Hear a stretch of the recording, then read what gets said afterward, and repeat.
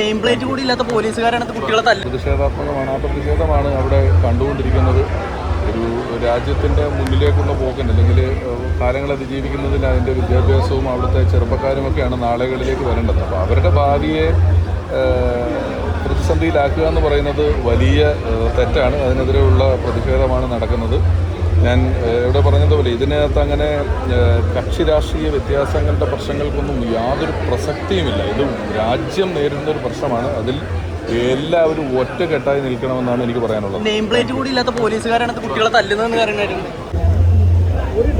നമ്മൾ കാണുന്നത് ജനാധിപത്യത്തിൻ്റെ ഒരു ശക്തി തന്നെയാണ്. പ്രതിഷേധിക്കുക എന്ന് പറയുന്നതും വിമർശിക്കുക എന്നൊക്കെ പറയുന്നത് ജനാധിപത്യത്തിൻ്റെ വളരെ ബേസിക് ആയിട്ടുള്ള കാര്യങ്ങളാണ്. അത് നിഷേധിക്കപ്പെടുന്ന സാഹചര്യങ്ങളുണ്ടാകുമ്പോൾ ജനം സ്വാഭാവികമായും തെരുവിലിറങ്ങും. ഇപ്പോൾ നമ്മൾ വലിയ 10-25 ദിവസം കഴിഞ്ഞാൽ ഇന്ത്യക്ക് സ്വാതന്ത്ര്യം കിട്ടിയതിൻ്റെ 80ാം വാർഷികത്തിലേക്ക് കടക്കുകയാണ്. ആ സാഹചര്യത്തിലൊരു രാജ്യത്തെ യുവത മുഴുവൻ തെരുവിലിങ്ങനെ നിൽക്കുന്നു. അല്ലെങ്കിൽ നമ്മളുടെ ശബ്ദം ഒരാൾ കേൾക്കണമെങ്കിൽ ഒരാൾ 10-20 ദിവസം നിരാഹാരം